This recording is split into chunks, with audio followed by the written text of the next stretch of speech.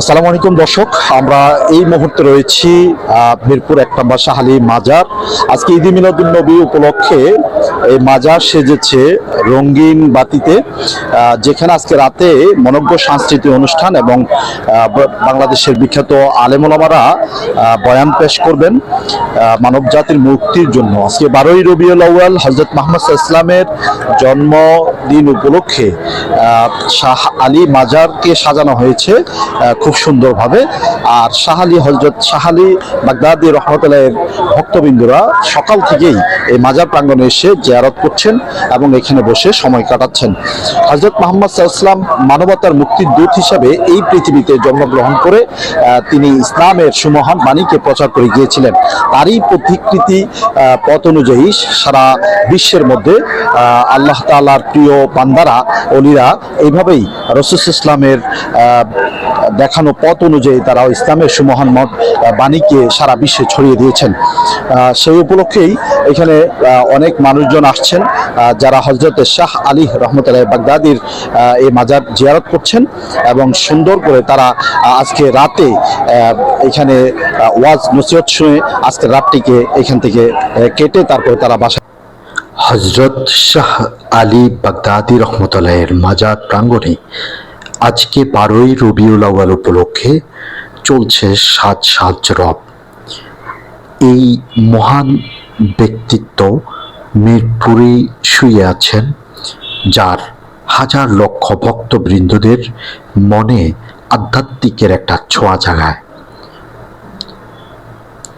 আপনারা দেখতে পাচ্ছেন মাজারের সামনেই এই বিশাল গাছটি আজকে সাজানো হয়েছে। সুলতানুল আউলিয়া হযরত শাহ আলী বাগদাদী রহমতুল্লাহের মাজার, এখানে চলবে 3 দিন ব্যাপী ভক্তদের মেলা। বাংলাদেশের বিভিন্ন প্রান্ত থেকে মানুষজন আসবেন এই মেলায় যোগ দিতে। আজকে রাতে এখানে চলবে সিরাতুন নবী মাহফিল, যেখানে দেশের বিখ্যাত শিল্পীরা গান পরিবেশন, ইসলামের সঙ্গীত পরিবেশন করবেন এবং মেলা উপলক্ষে মাজারের পশ্চিম পাশে হরেক রকমের পসরা সাজিয়ে বসছেন মনোহারী দোকানদার এবং ভক্তবৃন্দরা গরু, ছাগল, মহিষ নিয়ে হাজির হচ্ছেন মাজারে গরিব দুঃখীদের মাঝে বিলিয়ে দেওয়ার জন্য। বিভিন্ন দরবারে পীর সাহেবরা স্লোগান দিতে দিতে মাজারের দিকে প্রবেশ করছেন, জিয়ারত করবেন এবং গরিব দুঃখী অসহায় মানুষের সাথে একবেলা খাবার খাওয়ার জন্য। মাজারের মূল ফটকেই রয়েছে অনেক দোকান, যেখানে বড় বড় মোমবাতি দিয়ে সাজানো রয়েছে এবং ফুল দিয়ে। মাজারের পাশেই হরেক রকম মুখরোচক খাবার নিয়ে বসছেন, নানান রঙের শরবত এবং সাথে রয়েছে আইসক্রিম।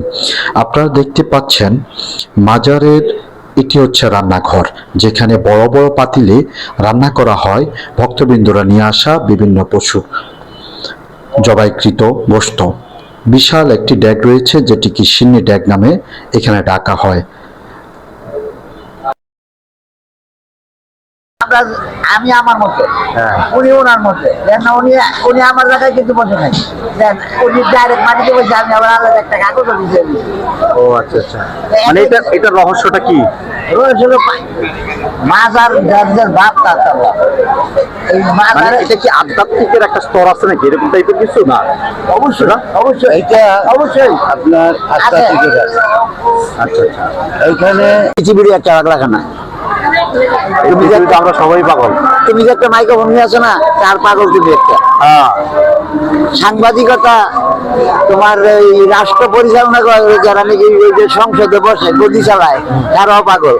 কারণ হচ্ছে এটা লোক যায়, এটার কারণে গদি কত ভালো মন্দ বিচার